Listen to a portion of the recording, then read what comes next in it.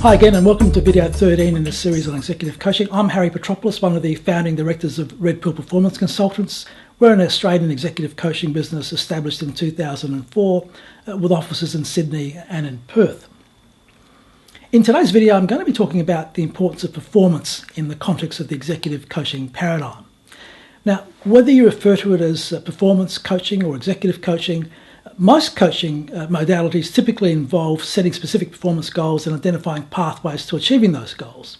It may also involve the identification of current and potential cognitive, behavioural and environmental blocks to performance. Again, as I've mentioned in some of my earlier videos, the coaching purists out there would probably argue that coaches engaged in performance coaching can be expected to have knowledge and skills associated with goal setting, motivation and change management, but I tend to view these as fundamental coaching skills rather than specialist skills reserved for performance coaching scenarios. Remember, an important aspect of all coaching, whether you call it executive coaching or something else, is that it's performance-based and results-oriented. But rather than getting too stuck on definitions, I'd like to discuss some general performance principles to see how these principles could better inform our coaching practice. Now, best-selling author of the 1970s The Inner Game series of books and widely known as the father of modern-day coaching, Timothy Galway said that few individuals ever reach their full potential in life. A little self-doubt, self-criticism, hesitation and over-analysis perhaps, an inflexible leadership style, an erroneous assumption or fear of failure are all it takes to stop someone from hitting their optimal performance. To Tim Galway, performance was reduced to an equation where performance is equal to potential minus interference.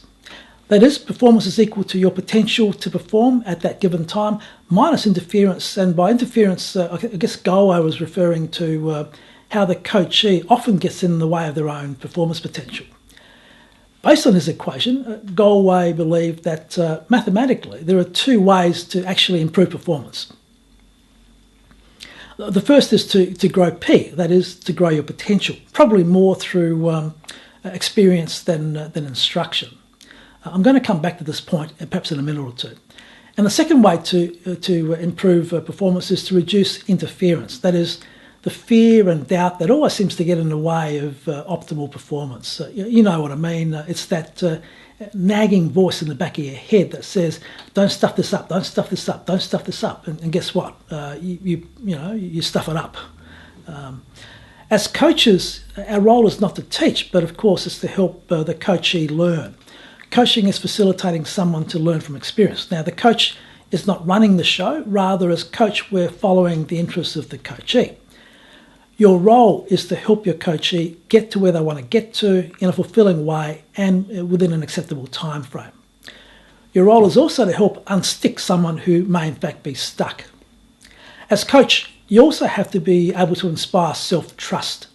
Now, in my experience, people have far more potential than they actually think they do, but they tend to interfere with that potential more than they like to admit. As coach, your role is often to help the coachee see their full potential and to help them articulate ways of realising that full potential. So reducing sources of interference is an important step in coaching for performance. Many professional coaches I know use techniques such as cognitive behaviour therapy to change unhelpful thoughts and other self-imposed limitations on performance. We'll talk more about CBT perhaps in an upcoming video. But as I said earlier, the other way to raise performance is to increase the coachee's potential at any given time. Let me illustrate this with an example. Up until 1954, when John Bannister broke the 4-minute mile, the 4-minute mile was not only considered unachievable, it was also viewed as endangering the health of any athlete who attempted to achieve it. But amazingly, just 46 days after John Bannister broke the 4-minute mile record, Australian John Landy broke Bannister's record. In fact, by the end of 1957, 16 runners logged sub 4-minute miles. Today, in fact, the 4-minute mile is now considered the standard of all professional middle distance runners. Even more amazingly, in the last 50 years, the mile record has been lowered by a staggering 17 seconds. But achievement of the sub 4 minute mile wasn't necessarily testimony to the powers of positive thinking. It was more attributable to careful planning, good coaching and focused practice. So how do we help coachees increase their potential? To answer this, we first need to consider some very basic psychological principles and a bit of brain physiology. Now, of course, no talk on performance will be complete without some reference to the Yerkes-Dodson law, one of the first so-called laws of psychology. The Yerkes-Dodson law is an empirical relationship between arousal and performance, originally developed by psychologists Robert Yerkes and John Dodson in 1908. This law dictates that human performance increases with physiological or mental arousal, but only up to a point. When levels of arousal become too high, performance actually decreases. The process is often illustrated graphically as an inverted U-shaped curve which increases and then decreases with higher levels of arousal. So why is this so, you may well ask? Well, whoever designed this did so with the view to conserving energy, both physical and cognitive energy. That is, we can raise our performance in times of need if we're stressed or aroused. For instance, if we're running away from an imminent threat, but we only seem to be able to manage to stay at optimal performance levels for short bursts.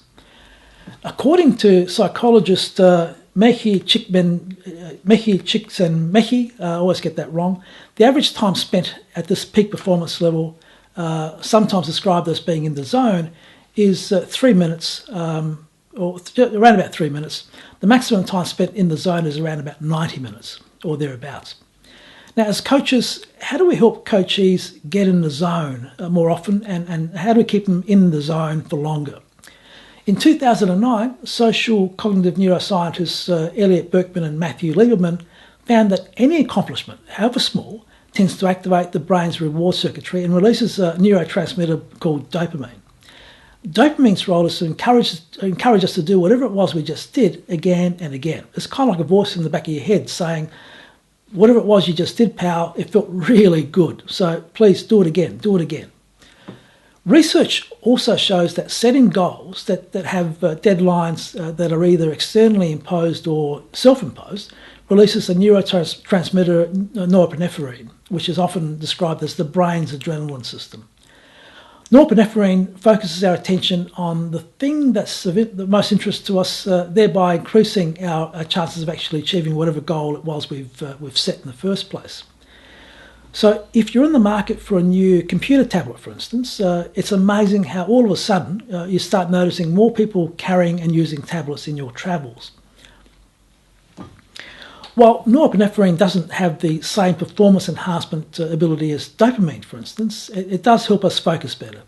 But achieving goals, no matter how small, actually releases dopamine. That's an important point. Researchers also found that the only way to raise our own arousal levels and thereby extend time spent in the zone is via the setting and meeting of self-imposed short-term deadlines. Conversely, long-term goals tend to reduce urgency, and without urgency, it's hard to focus well. That's why, for instance, setting an outcome goal to say lose 20 kilograms in 2015, if that's your New Year's resolution, is less effective than setting several, say, process goals, such as eating breakfast and exercising 30 minutes daily and weighing yourself once a week. Now, the upshot of this research is that anxiety can actually facilitate performance just as easily as it can debilitate performance. Putting the right amount of shit in our veins, whether externally injected or self-injected, can energise us to address things that are important. For instance, feeling nervous about a major presentation can motivate us to work harder. Worrying about an upcoming business meeting can actually provide the energy we need to go back and review our notes, perhaps rehearse our pitch and thereby achieve a better outcome in the process. But beyond a moderate level, increases in anxiety and worry tend to actually erode our mental abilities. Stress causes the body to produce hormones called glucocorticoids. Now these are good for short-term responses to trauma and strain, but if you're allowed to hang around the body for a long time, they'll begin to impair our cognitive abilities. Also, according to research led by Peter Salovey in 2002, increases in anxiety and worry beyond the moderate level not only erodes our mental abilities, it also makes people less emotionally intelligent. In his book titled On Killing, The Psychological Cost of Learning to Kill in War and Society, Dave Grossman, a psychologist and former Army Lieutenant Colonel, argues that our optimal state of arousal, in other words, the range in which stress improves performance, is when our heart rate is between 115 to 145 beats per minute. Past 145 beats per minute, bad things begin to happen. Complex motor skills start to break down. At 175 beats per minute, for instance, we experience an absolute breakdown of cognitive processing, and we're effectively left with the reasoning capability of a dog. So, what are the key takeouts regarding coaching for performance? Well, at its core, executive coaching focuses on raising performance. The process of raising performance can be through focusing on specific goals and targets, and it can be through discontinuing derailing behaviours and other interferences. So encouraging the coachee to set short-term goals and to meet specific deadlines, both externally or internally imposed, to get that dopamine hit is critical to lifting performance. Encouraging the coachee to identify and practice those behaviours that are likely to lift performance is also key. In 2008, author Malcolm Gladwell popularised the 10,000 hours of deliberate practice to become master of your domain rule. But recent Princeton University studies have questioned the universality of this finding. It seems that from the study that more structure-based domains, for instance playing chess, learning to play classical music, etc., the more of this you do, the more of an impact deliberate practice seems to have on your chosen field. But at the other end of the spectrum, say for instance when it comes to coaching entrepreneurs, the most unlikely people can become successful are the better qualified, harder working people may not even get their ideas off the ground. So as coaches, we help coachees raise their performance by helping them identify goals, both short-term and longer-term, but we try to put more emphasis on shorter-term goals that, when met, will give the coachee a good hit of dopamine as a reward for effort, release more norepinephrine into their system, thereby making them even more vigilant in their search for practices that will lead to further improvement, thereby having a compounding effect on the opportunity of increasing chances of the coachee hitting higher order goals. So once goals are decided by the coachee, our role as coaches is to see that deadlines are established and results for each goal are identified and tracked. It's the coachee's responsibility to focus the coaching on the results they care about the most, and it's the coach's role to help ensure the coachee's goals are accompanied by deadlines that will help inject the requisite level of arousal into the coachee's system in order to get them that optimal performance zone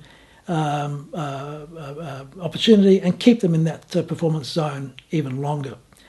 So as coaches, our job is to follow up on the actions taken between sessions and to continually check in with the coachee to update coaching goals based on changes in the business environment and changes in priorities. The coachee's organisation's role is to provide accurate and timely feedback to help both the coachee and the coach stay on track. Okay, in the next video I'll be discussing coaching sales executives and why we need to modify our coaching approach a little bit for those specific professionals. Hope you can join me for that one. Thanks for watching this video.